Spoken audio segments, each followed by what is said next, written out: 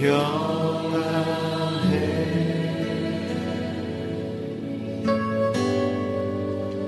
내 영혼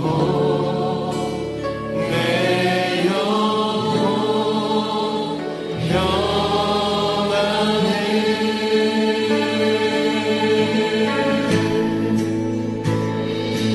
내 평생에 가는 길 순탄하여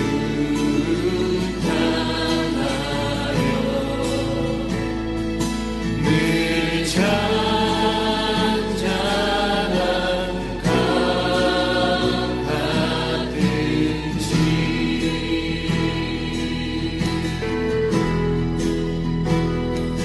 그 풍파로 무섭고 어렵든지 나의 영혼은 늘 평안하다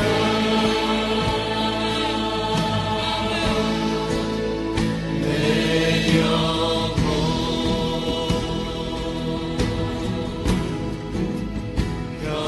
평안해 평안해 내 영혼 내 영혼 평안해 우리 다시 한번 이 고백 드릴 때는 여러분 믿음으로 이 사실을 선포하십시오. 우리 안에 평강의 왕이 좌정하고 계십니다. 어떤 상황과 환경이 흔들 수 없는 우리 안에 참 평안은 우리 안에 있다고 믿습니다. 여러분 우리를 흔드는 것들 향해서 문제들을 향해서 그 상황들 향해서 여러분 믿음으로 선포하십시오. 내 영혼 평안해. 할렐루야.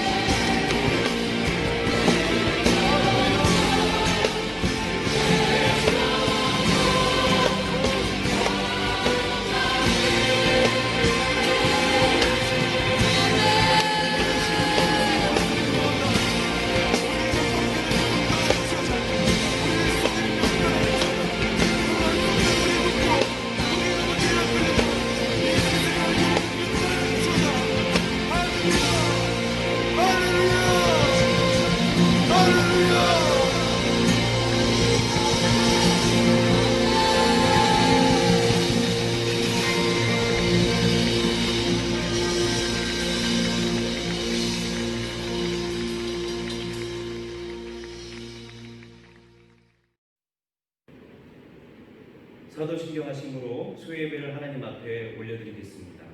나는 전능하신 아버지 하나님, 천지의 창조주를 믿습니다. 나는 그의 유일하신 아들 우리 주 예수 그리스도를 믿습니다. 그는 성령으로 잉태되어 동정녀 마리아에게서 나시고 본디오 빌라도에게 고난을 받아 십자가에 못 박혀 죽으시고 장사된 지 사흘 만에 죽은 자 가운데서 다시 살아나셨으며 하늘에 오르시어 전능하신 아버지 하나님 우편에 앉아 계시다가 거기로부터 살아있는 자와 죽은 자를 심판하러 오십니다. 나는 성령을 믿으며 거룩한 공교회와 성도의 교제와 죄를 용서받는 것과 몸의 부활과 영생을 믿습니다. 오늘 우리에게 허락하신 하나님의 말씀은 다니엘서 1장 8절로 16절까지의 말씀입니다. 오늘 우리에게 허락하신 하나님의 말씀 다니엘서 1장 8절로 16절까지의 말씀입니다. 말씀을 함께 합독하도록 하시겠습니다.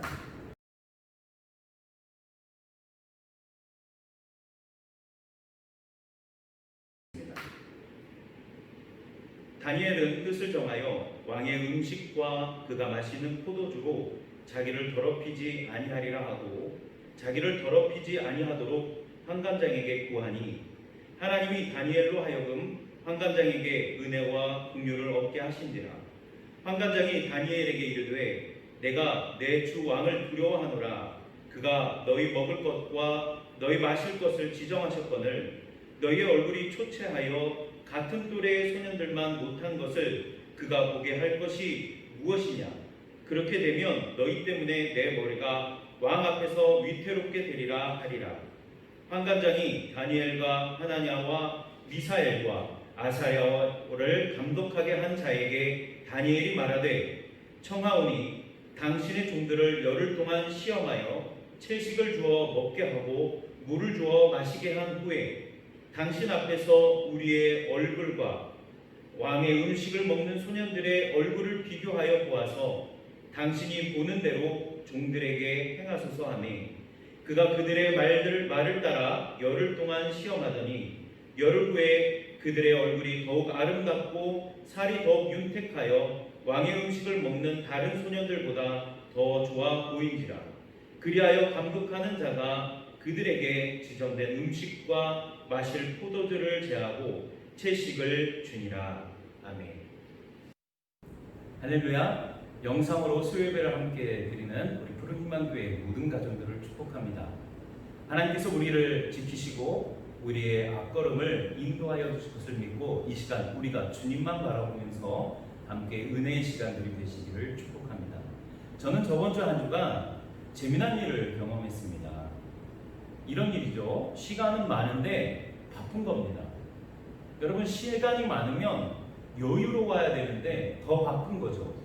이런 일이, 놀라운 일을 경험하다 보니까 곰곰이 왜 이렇게 바쁜가 한번 돌아보게 되었습니다. 여러분, 삶의 기쁨은 남이 가져다 주는 것이 아닙니다. 복잡한 삶을 살아갈수록 우리 스스로의 자아를 잃어버리고 방황하는 삶을 살아갈 확률이 더 높아지는 것이죠. 단순하고 즐거운 삶을 누리고 싶다면 무엇보다도 우리 주변에 단순하게 만들고 그리고 집중하는 삶이 필요합니다. 즉, 무엇을 얻을 수 있을까 걱정하거나 혹은 무엇을 잃을까 걱정하지 않으면서 우리가 우리의 중심을 지켜가면서 유유자적한 삶의 자세를 가져보려고 노력해야 한다는 것입니다. 중국의 대중심리학자인 장애매 이런 책이 있습니다. 어른의 공식. 이 책에 의하면 눈치 보지 않고 자기의 길을 가는 내공에 대해서 들려주고 있는데 이 중에 재미난 장면이 있습니다. 삶을 단순하고 즐겁게 만드는 6가지의 방법을 정리해 놓은 것이죠. 제가 함께 소개해 드리겠습니다. 첫 번째는 이런 방법입니다. 낡은 방법만 고수하지 마라. 모든 일에는 한 가지 해결 방법만 있는 것이 아니다. 마음을 열고 새로운 방법을 찾으려고 한다면 지금의 방법을 고수하는 것보다 훨씬 더 좋은 결과를 낳을 수 있다라고 소개합니다. 그럼에도 변화의 요구에 대처하지 못하는 사람은 오직 기존의 방법만 따르게 된다. 그러나 기존의 규칙만 고수한다면 당연히 당장의 쓰디쓴 실패를 맛보지 않을 수 있을 테지만 결국 평범하고 무료한 인생을 살아가게 될 것이다. 그러니 낡은 방법만 고수하지 말고 우리 내면에 잠재된 힘을 그려내도록 노력해야 된다라고 말합니다. 두 번째는 이렇게 소개합니다. 우리가 보고 듣는 게 반드시 진실은 아니다. 때로는 우리는 잘못 본 것을 가지고 어떤 것이 좋고 나쁨의 판단을 하고 합니다. 예를 들어서 어떤 사람이 자주 술집에 드나드는 것을 보고 그가 방탕한 사람이라고 여기게 되는 것이죠. 또 어떤 사람은 많은 여자들과 함께 이야기하는 것을 좋아하는 것 같으면 그에게 바람기가 있다라고 우리는 이야기합니다. 하지만 실제로 술집을 자주 드나드는 사람은 사건을 조사하는 경찰관일 수도 있습니다. 여자와 이야기 나누는 것을 좋아하는 사람은 여자의 심리를 잘 이해하는 여성 심리학자일지도 모릅니다. 이처럼 우리가 한 가지 사실에 얽매여서 그 사람 전체를 판단하게 되거나 그 사람의 됨됨이를 판단하게 되면 우리 스스로 색안경을 끼는 실수를 범하기도 한다는 것입니다. 모든 일의 실상을 제대로 보기 위해서는 우리의 눈을 덮을 장애물들을 제거해야 하고 또 맑고 투명한 안목을 가져서 더 멀리 더 깊게 볼 수 있는 눈이 필요하다는 것이죠. 세 번째는 이렇게 말합니다. 같은 문제에도 다른 답이 있을 수 있다. 우리는 자신의 생각이 맞기를 바라며 다른 사람에게 인정받고 싶어 합니다. 그래서 다른 사람과 생각이 일치하지 않으면 갈등을 일으킵니다. 사실 우리는 자신의 시각에만 문제를 바라볼 뿐입니다. 마찬가지로 남도 자신의 시각에서만 문제를 바라봅니다. 그런 까닭에 많은 충돌이 일어날 수 있습니다. 내가 보는 시각과 다른 사람이 보는 시각이 다름에서 오는 충돌이죠. 이 세상에 유일한 길은 없습니다. 오직 진리의 길뿐입니다. 똑같은 문제도 특정한 환경에서는 서로 다른 답이 나올 수 있습니다. 따라서 어떤 길 하나에만 얽매여서는 안 됩니다. 네 번째로는 이렇게 말합니다. 천천히 가는 길이 곧 지름길이다. 지금은 모든 것이 빨라야 되는 시대입니다. 이런 속도에 길들여지다 보니 조금 기다리는 것, 조금 느리게 가는 것 같으면 잘못된 것 또는 실패한 것 같은 마음이 듭니다. 게다가 욕망의 포로가 되어서 주위에서 보이는 온갖 화려한 것들을 갈망하느라고 마음이 고요한 날이 없습니다. 머릿속이 복잡하고 하루 종일 쉴 새 없는 걱정과 염려와 근심과 계획들이 끊임없이 솟아나게 되어집니다. 이런 사람은 조용히 기다리는 인내심이 부족해서 한 걸음에 하늘 높은 곳에 다다르기를 원하는 것이죠. 하지만 자신이 원하는 성공을 이루기 위해서는 각고의 노력과 시련이 필요합니다. 경험도 필요하고 또한 고난도 필요합니다. 이런 사람에게는 무조건 빠르게 이루고자 하는 마음보다는 자신의 마음을 다스릴 수 있는, 흔들림 없이 앞으로 나아갈 수 있는 그런 기다림의 시간들이 필요해야 하는 것입니다. 다섯 번째는 이렇게 말합니다. 형식에 얽매이지 마라. 많은 사람들이 규범의 제약을 받습니다. 이 일을 하면 다른 사람이 혹시 이러지 않을까 저러지 않을까 두려워하는 것이죠. 저 일을 하면 또 다른 사람이 이러쿵 저러쿵 하지 않을까 두려워하는 것. 결국 한 가지도 해내지도 못하는 상황이죠. 생각의 제약을 받아 형식에 지나치게 집중한 나머지 발이 땅에 달라붙어 있어서 움직이지 못하는 결론을 갖게 되어지는 것입니다. 형식은 사실 우리를 구속하는 틀에 불과합니다. 이런 틀 때문에 자신의 생각을 포기할 필요는 없습니다. 큰 일을 해내야겠다고 생각하는 사람은 이런 구속을 벗어던지고 자신이 하고자 하는 일에 대하여서 신념을 가지고 나아갑니다. 다른 사람의 시선을 신경 쓰지 않고 다른 사람이 우리의 성패에 대해서 좌우할 수 없기 때문입니다. 그러니 우리 자신 스스로가 우리를 믿고 우리를 향하신 하나님의 사랑을 향하여서 우리가 끊임없이 나가야 하는 것이죠. 여섯 번째는 이렇게 말합니다. 단순하게 살아라. 모든 번뇌는 모든 번뇌는 자초하는 것이다. 자신이 원하는 것을 얻을 수 없을 때, 직장에서 상사의 신임을 얻지 못했을 때, 일상생활에서 친구의 관심을 얻지 못했을 때 생기는 미련인데, 이 미련이 바로 번뇌로 이어지는 것입니다. 이 번뇌가 깊어지면 신경쇠약에 걸리는 것이죠. 남을 의식한 삶을 계속해서 살아가다 보면 결국에는 나를 위한 삶은 사라져버립니다. 내가 누구인지 모르게 되어지고, 인생에 어떤 여유가 생겼을 때 내가 왜 이렇게 살아왔는지 후회만 다가오게 되는 것입니다. 기왕 우리가 살아가는 이 인생을 살아갈 때는 비바람을 맞을지언정 흔들리지 않고 단순한 삶으로 우리가 나아가야 되는 것입니다. 담담하게 삶과 마주하는 법을 배워서 놓을 것은 놓고 취해야 할 것은 더욱 소중히 여겨야 한다는 것이 있다면 더욱 소중히 여기면서 우리의 인생을 훨씬 단순하게 만들어야 된다고 이야기합니다. 이 책에서 제시하고 있는 세상을 단순하게 사는 법 6가지를 읽고 저는 이런 생각이 들었습니다. 결국 세상을 단순하게 살기란 쉽지 않구나라는 생각이죠. 그런데 이 모든 것이 뭐에 달렸냐? 바로 마음먹기에 달려있다라는 것입니다. 여러분의 마음은 어떻습니까? 혹시 지금 영상으로 이 예배를 함께 보고 계시면서 들으시고 계시면서도 마음이 복잡하십니까?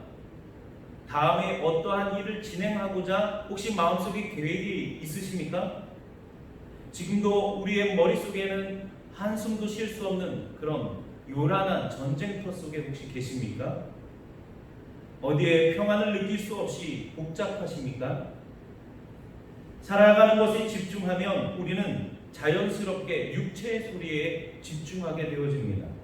그래서 육체의 소유대로 삶을 방향 없이 그 삶의 방향이 육체의 소유대로 끌려가게 되는 것이죠. 세상은 하나님과 우리 사이에서 마음을 흔들리게 만듭니다. 그러나 우리가 살아가야 할 곳도 이 세상 속입니다. 세상과 차단된 삶을 살아가는 것이 아니라 세상에서 부름받은 그리스도인들의 삶을 우리는 살아내야 되는 것입니다. 마태복음 11장 2절에서 7절에 강야에 외치는 자의 소리 세례 요한이 왕실에 잡혀가서 옥고를 치르게 되어집니다.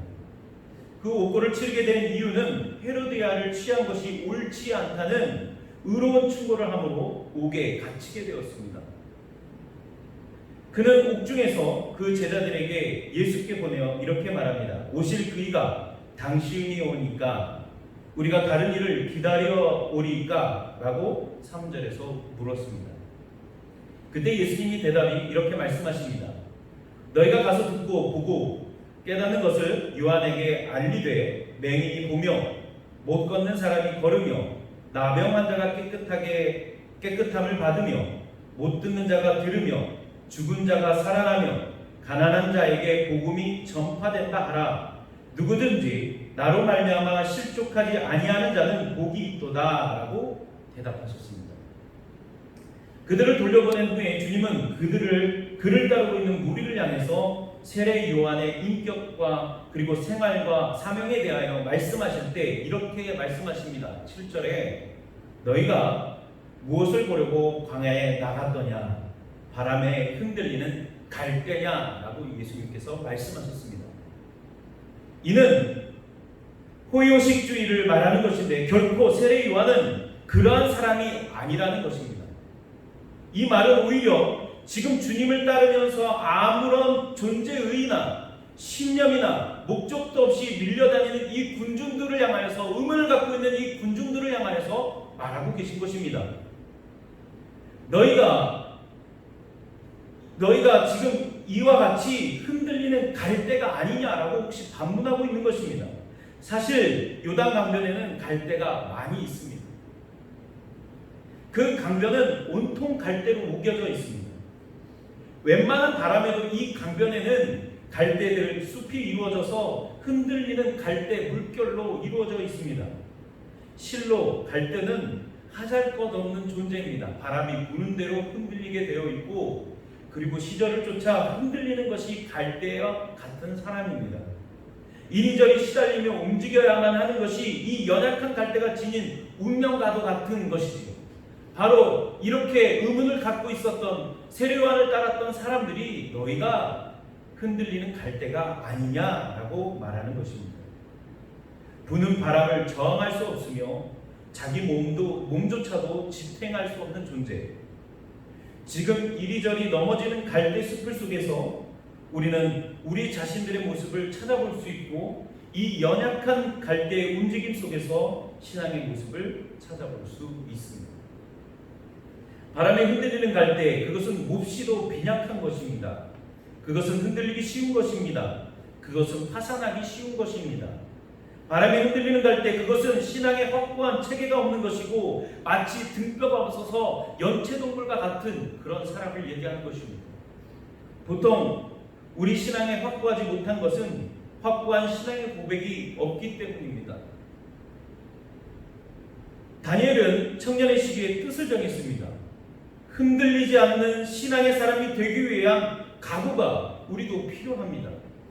다니엘 1장은 다니엘이 바벨론에 사로잡혀 갔을 때 창식의 명을 하고 세상 속에 살아야만 하는 운명 속에 놓여 있음을 이야기합니다. 그 당시 다니엘의 나이는 14살에서 16살 정도 되었을 것이라고 보고 있습니다. 다니엘 1장 7절에서 그의 이름이 개명되었습니다. 하지만 8절에서 다시 다니엘이라는 이름을 사용합니다. 그렇게 다니엘이라는 이름을 사용하게 된 것은 그의 신앙의 각오와 다짐이 그에게 있었음을 보여주는 장면입니다. 그가 이러한 세상과 현실 속에 살아가지만 한 가지만큼은 타협하지 않겠다라고 각오한 것입니다. 내가 하나님의 사람으로서 어지럽고 반신앙적인 것을 강요당하는 이 세상 속에 살지만 그러한 것들 속에서 내 신앙이 더럽혀지지 않겠다라는 신앙의 뜻이 그 안에 숨어 있는 것입니다. 이것은 그가 마음을 변하지 않기로 각오했다는 것이죠. 그리하였더니 9절에서 이렇게 말씀합니다. 본문 9절의 말씀을 다시 한번 읽어보겠습니다. 하나님이 다니엘로 하여금 환관장에게 은혜와 긍휼을 얻게 하신지라. 그렇게 하였더니 하나님이 다니엘의 각오를 위해서 주변에 믿지 않는 사람에게 은혜와 긍휼을 베푸셨다라는 것입니다. 그가 이렇게 신앙을 각오하였더니 그 주변에 믿지 않는 사람의 마음도 하나님께서 은혜와 긍휼로 베푸셨다는 것이죠. 세상은 변하지 않고 상황은 나아진 것은 없지만 그의 신념과 신앙을 통해서, 굳은 신앙을 통해서 주변의 사람을 변화시키고 있습니다. 우리가 신앙생활을 하는 것은 우리의 구원의 목적도 있지만 구원받은 자로서의 우리가 세상을 변화시키는 일꾼의 책임도 우리에게 함께 주어지는 것입니다. 내 구원, 내 축복, 이것으로 끝나는 신앙이라면 우리에게 무슨 신앙의 각오가 필요하겠습니까? 그저 조용히 우리가 예배를 참석하며 상황을 봐가면서 우리의 상황을 봐가면서 적당히 신앙생활을 하다 우리가 이 믿음으로 그냥 하나님의 나라로 가면 그것으로 만족할 수 있겠습니다. 하지만 우리는 구원으로 끝나는 것, 우리의 신앙이 천국으로 가기만 하는 신앙이 아니라 우리가 살아가는 이 땅에서 구원받은 자로서 살아갈 사명이 있기 때문입니다. 세상은 교회에 교자만 들어가도 교회를 비판하고 있습니다. 지금 여러분 어떤 상황 속에 놓여져 있습니까? 이단의 소식에서도 세상은 이단에 대한 사람들을 핍박하는 것이 아니라 오히려 이단의 소식을 통해 교회와 목사님들을 신랄하게 비판하는 상황 속에 놓여져 있습니다. 이러한 세상에 흔들리는 갈대처럼 우선순위도 뒤엉킨 채 바람 부는 대로 왔다 갔다 하는 신앙생활을 한다면 우리는 흔들리는 갈대를 보러 나온 무리들과 같은 삶을 살아가고 있는 것입니다. 우리는 다니엘처럼 뜻을 정해야 합니다. 신앙의 각오를 가져야 되는 것입니다. 내가 신앙의 사람으로 죽을 때까지 신앙으로 순종하고 그리스도인이 되리라 라는 우리의 마음에 각오가 새겨져야 되는 것입니다. 내가 세상 속에 살지만 세상에 속한 사람은 되지 않으리라 라는 오늘 이 다니엘의 각오, 세상에 살면서 세상의 어둠을 밝히는 다니엘과 같은 그리스도인이 되리라, 우리 평생에 하나님이 기억하실 만한 이런 각오가 우리 모두에게도 함께 있으시기를 축원합니다. 기도하겠습니다. 살아계신 아버지 하나님, 오늘 우리에게 하나님 같은 상황 속에 놓여져 어려운 환경 속에 놓여져 있지만 우리가 각 가정에서도 하나님의 말씀을 귀하게 생각하고 은혜를 갈구하며 예배를 드리고 있습니다. 비록 현장에 나올 수 없는 이 환경 속에서도 우리가 다니엘과 같이 신앙의 굳은 각오를 가지고 하나님 나아가게 허락하여 주시옵소서. 우리의 삶이 흔들리는 갈대와 같은 것이 아니라 일사각오의 신앙의 굳은 각오를 가지고 하나님 앞에 죽으면 죽으리라는 우리 아버지 신앙의 고백이 있게 허락하여 주시옵소서.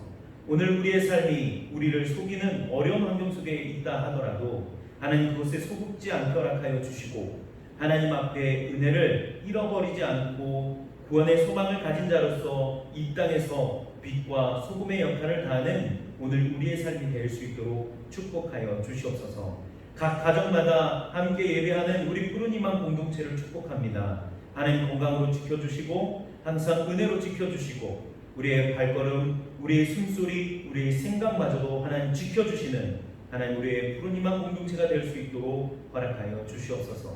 주님께서 우리와 함께 하셔서 승리의 그날까지 함께 승리하며 나아가게 허락하실 것을 믿사옵고 살아계신 우리 주 예수 그리스도의 이름으로 기도드리옵나이다. 아멘. 주기도문 하시겠습니다. 하늘에 계신 우리 아버지, 아버지의 이름을 거룩하게 하시며 아버지의 나라가 오게 하시며 아버지의 뜻이 하늘에서와 같이 땅에서도 이루어지게 하소서.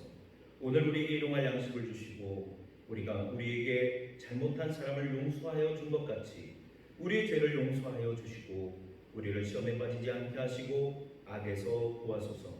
나라와 권능과 영광은 영원히 아버지의 것입니다. 아멘. 같은 기도의 제목을 가지고 기도하며 우리가 나아갔으면 좋겠습니다. 코로나19 확산이 되지 않도록 푸른희망교회 모든 교인들이 건강하도록 코로나로 인하여서 신앙이 위축되지 않도록 사업장과 직장에 피해가 없도록 우리가 있는 모든 초소에서 한마음으로 기도하며 나아가겠습니다.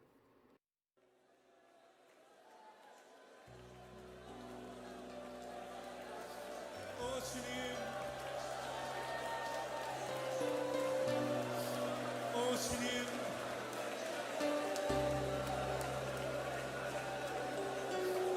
주님 다른 기대들을 모두 내려놓습니다.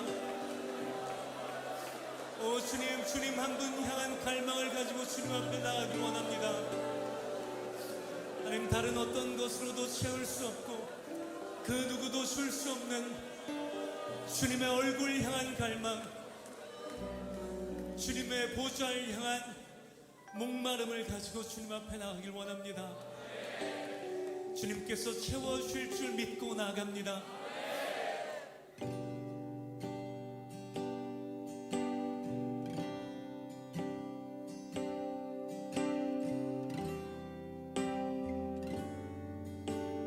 주께 가까이 날 이끄소서.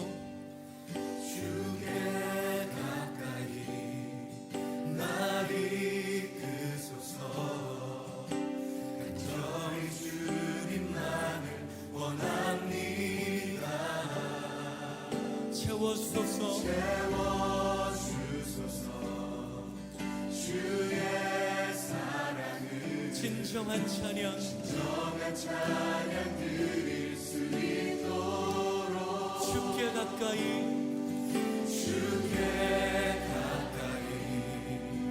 날 이끄소서. 간절히 주님만을 원합니다. 채워주소서.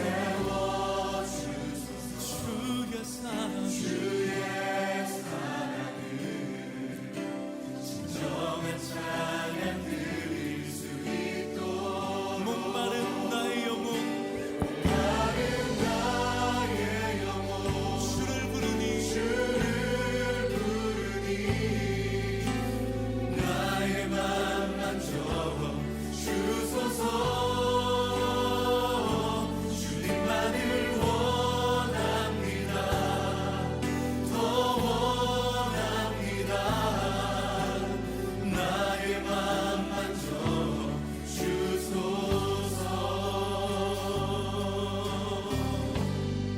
주께 가까이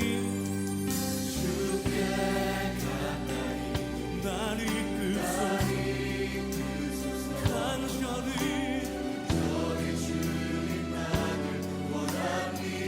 예수님 채워주옵소서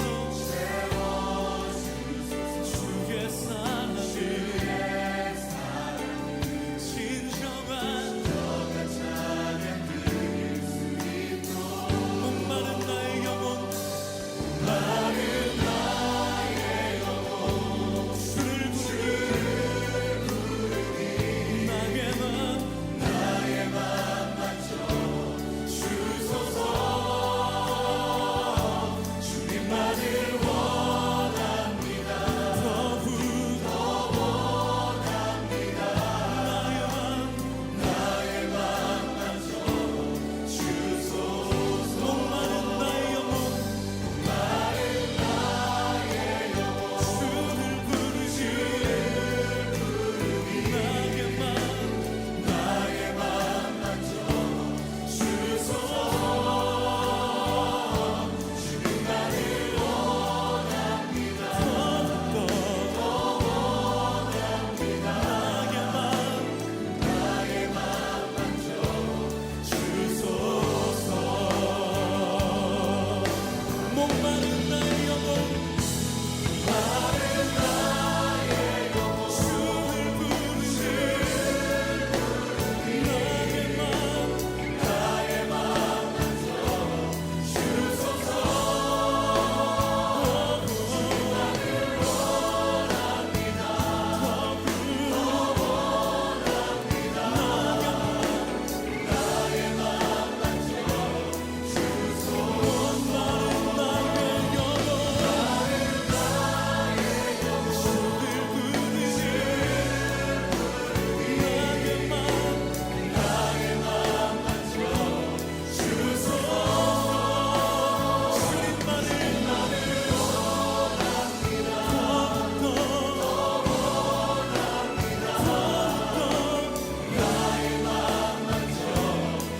목마른 나의 영혼 주를 부르시 나의 맘 만져 주소서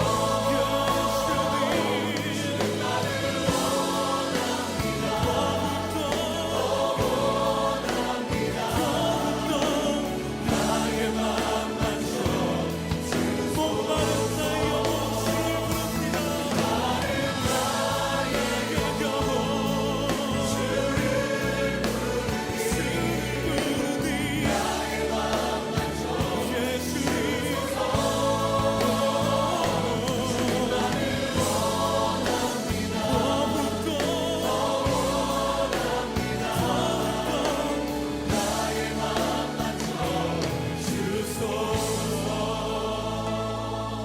주님만을 원합니다 더 원합니다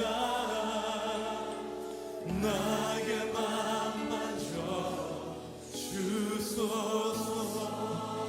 주님만을 원합니다 주님만을 원합니다 더욱더 원합니다 나의 맘 만져